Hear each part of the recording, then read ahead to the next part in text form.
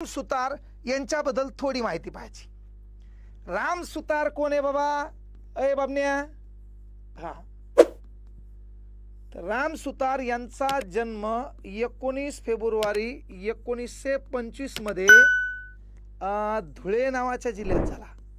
कुठे झाला? धुळे।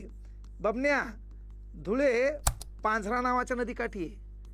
पांझरा तापी नदीची उपनदी आहे। तापी महाराष्ट्रात 208 किलोमीटर आहे। चौथ्या क्रमांकाचं खोरं आहे। हिची भारतात लांबी 724 किलोमीटर आहे।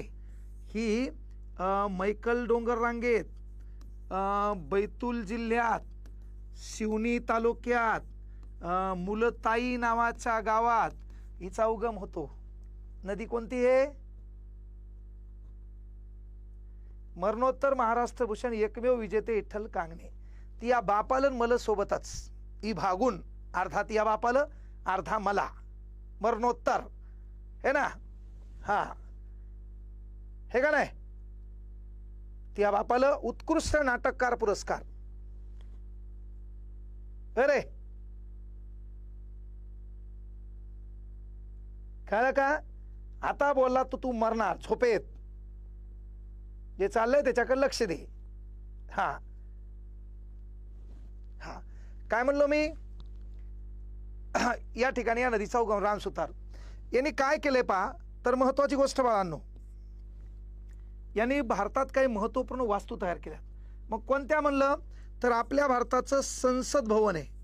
आपल्या भारताला संसद असावी यासाठी राज्यघटनेत कलम 79 आहे। या संसदेमध्ये 17 फुटाचा ध्यानधारणा करणारा मोहनदास करमचंद गांधी यांचा पुतळा यांनी तयार केला।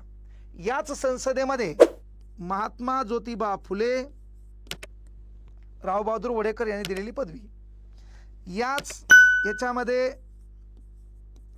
Shahu Maharaj, iron lady Indira Gandhi, iron man म्हणल्यावर सरदार वल्लभभाई पटेल। हा, याच ठिकाणी काय नारायण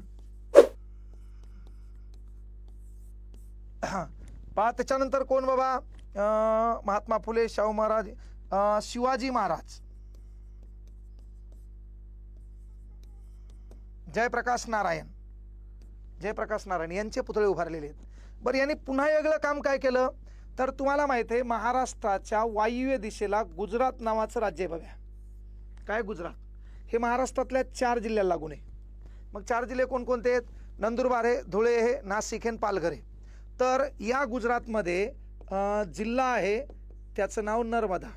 या नर्मदा जिल्ह्यात 31 ऑक्टोबर 2018ला 31 ऑक्टोबर आपण दिवस साजरा करतो एकात्मता दिन। सरदार वल्लभभाई पटेल यांना आपण लोहपुरुष म्हणतो। बारडोली सत्याग्रह इतिहासात पाहायचं आपल्याला। तर 31 ऑक्टोबर 2018ला नर्मदा नावाच्या जिल्ह्यामध्ये सरदार वल्लभभाई पटेल यांचा स्टॅच्यू ऑफ युनिटी जगात सर्वातला उंच पुतळा 182 मीटर उंचीचा इथं उभारलेला आहे। याची फुटामध्ये उंची आहे 597 फूट फुटामध्ये उंची। प्रभू श्रीराम सीतामाईला रावणानं पळून नेलं होतं। तर मग प्रभू श्रीराम सीतामाईचा शोध घेऊ लागले तेव्हा त्यांना एक पक्षी भेटला होता जटायू। त्याचे पंख तोडले होते रावणानं।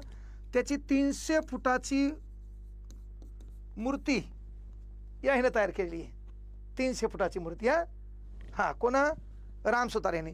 पुन्हा काय बाबा तर 22 जानेवारी 2024ला आपण म्हणलो का नाही लल्ला आएंगे, प्रभू श्रीराम अयोध्या शरयू नदी उत्तर प्रदेश नावाचं राज्य हे का नाही।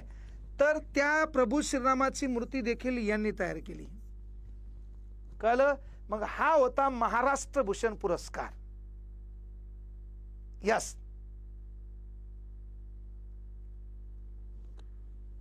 बर, तुम्ही पण लोहपुरुष आहेत। सगळ्यात उंच पुतळा तुमचा राहील मी बांधील मुख्यमंत्री झाला तर। पहिले घराचे पत्र बदल। आता पुढच्या महिन्यात पावसाळा आहे, तुला इथले डबे तिथला डबा इथं ठेवण्यात जिंदगी जाणार होती।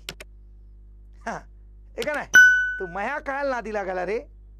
हे केळुकचंद, ते चालू आहे त्याच्याकडे लक्ष दे। मुसनाळ्या है ना, तू गल्लीत बाहेर निघल्यावर गल्लीतले लोक दरवाजे बंद करायलेत। एवढ्या गदळ तोंडाचा तू, आणि मग चालू काय आणि तू बोलतो काय?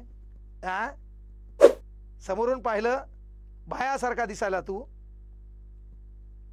आणि तू मला बोलणार तुमचा पुतळा मी बांधतो, त्या खिशात 10 रुपये आहेत, चहाची किंमत 12 झाल्यामुळे तू 2 घंटे झाली लॅबमध्ये बसून आहे, तू सरलं बोलतो? आ डुक्कर तोंड या, तुम्ही मजा कधीपासून घेणार बाबा? अरे तू नाव घेतलं ना, लग्न होणार नाही भाऊ. तो वयच किती आहे, मग टायमावर लग्न झालं असतं मग पोरग ती असं शिकायला असतं.